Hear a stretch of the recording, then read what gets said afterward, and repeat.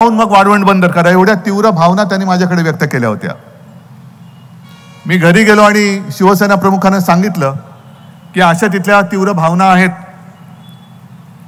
शिवसेना प्रमुखांनी तात्काळ मनोहर जोशींना फोन लावला होता आणि त्यांना सांगितलं होतं की पंत, वाढवण बंदर रद्द. मग आता तेव्हा घेतलेला निर्णय याला परत कोणी हवा भरली आणि हवा भरली ती भरली. जनतेच्या विश्वासाला किंमत न देता तुम्ही जर का प्रकल्प राबवणार असाल तर माझं म्हणणं राबवूनच बघा, राबवूनच बघा. तुम्ही काय प्रकल्प राबवणार? जनतेचा बुलडोजर तुमच्या सरकारवरनं उद्या आम्ही फिरवणार आहोत. हा जनतेचा बुलडोजर आहे. जेव्हा तुम्ही तिकडे खुर्चीवरती बसता तेव्हा तुमच्याकडे सगळी मस्ती असते, मस्तीच. आता संजय आपण जे बोललात की यांच्या डोक्यात अहंकार गेलेला आहे.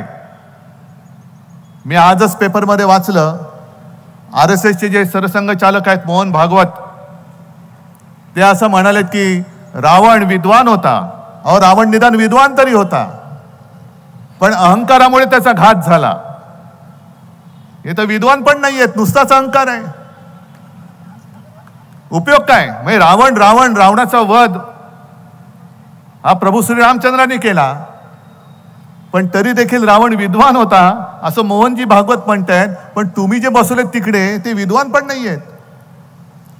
बरं, वाढवण बंदर नक्की कोणासाठी करताय? काय विकास होणार आहे? कोणाचा विकास होणार आहे? इथे हे माझ्या समोर बसलेले आहेत, त्यांच्यापैकी किती जणांना रोजगार मिळणार आहे? आणि विकास जर का मोदीजी तुम्हाला वाटत असेल की आता निवडणुकीच्या तोंडावरती तुम्ही आलात, येतील आणि हात जोडून सांगतील भाई और बहनों, मेरा और पालघर का बहुत पुराना रिश्ता है. हा, सांगू शकतात. कारण कुठून कुठून यांचे रिश्ते काढतील हे सांगता येत नाही. रिश्ते है ठीक है, लेकिन रिश्ता कौन निभाएगा? रिश्ता है तो रिश्ता निभाव. नुसतं मोदी परिवार म्हणून चालणार नाही. मोदीजी तुमच्या परिवारात तुम्ही आणि तुमची खुर्ची दोघच जण आहात, दुसरे परिवार कोणीच नाहीये. आणि आज हे सगळे इकडे जमलेले आहेत. मला एकदा जरा सगळ्यांनी सांगा, असं समजा ही जनसुनावणी आहे. मला सांगा किती जणांना वाढवण हवंय आणि किती जणांना नकोय. नकोय त्यांनी हात वर करा. अरे नाही, एवढं असं गुळगुळ त्यांनी नाही होणार. जरा जोरात बोला, जरा एकदा. एकच जिद्द, एकच जिद्द.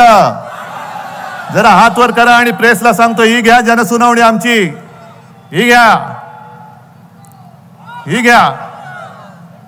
आणि मी तुम्हाला वचन देतोय, तुम्हाला एक कट्टर लढवई कार्यकर्ती भारतीताई दिलेली आहे. उद्या ती लोकसभेत जाणार, तुमच्या आशीर्वादाने नक्की जाणार.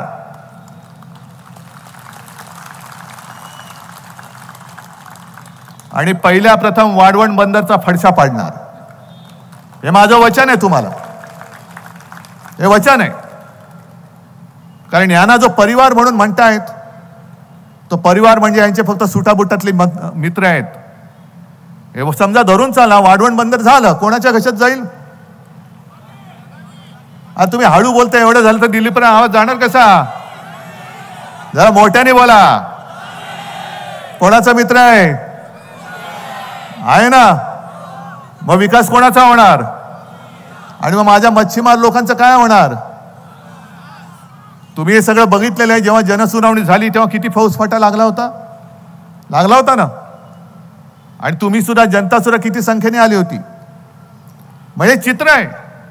निवडणुकीच्या तोंडावरती एवढा फौजफाटा लावून जर काही जनसुनावणी घेण्याचा अट्टहास करत असतील, दुर्दैवाने जर काय परत आले, येऊच शकत नाहीत, पण दुर्दैवाने परत आले तर सांगता येत नाही, कदाचित रणगाड्या आणून सुद्धा इकडे वाढवण बंदर पूर्ण करायचा ते प्रयत्न करतील. आणि म्हणून आत्ताच ही वेळ आलेली आहे. यांना गाडायचं असेल तर आत्ताच. कारण आता हे नम्र आहेत, आता पाया पडतील. आणि एकदा जर का तुम्ही भुललात तर मागे एक घोषणा होती, एके भूल. हा, ती किती महागात पडले बघा. कारण आता हे सध्या दिवस चालले, ते निवडणुकांचं वारं वाहतंय. गद्दारांचे 2 मालक महाराष्ट्रामध्ये फिरतायत. कोण गद्दार तुम्हाला माहिती आहे आणि मालक कोण तेही माहिती आहेत. सरळ उघड सांगतो. कारण परवा मी जेव्हा पत्रकार परिषद घेतली तेव्हा मी बोललो की यापुढे मी जी काही टीका करणार आहे ते देशाच्या पंतप्रधानांवरती नसेल तर नरेंद्र मोदींवरती असेल. कारण देशाच्या पंतप्रधानांचा मी कधी अपमान करणार नाही, करू शकत नाही, करू इच्छित नाही. पण निवडणुकीमध्ये जर का ते येऊन एक तर तुमचा संबंध काय महाराष्ट्राशी,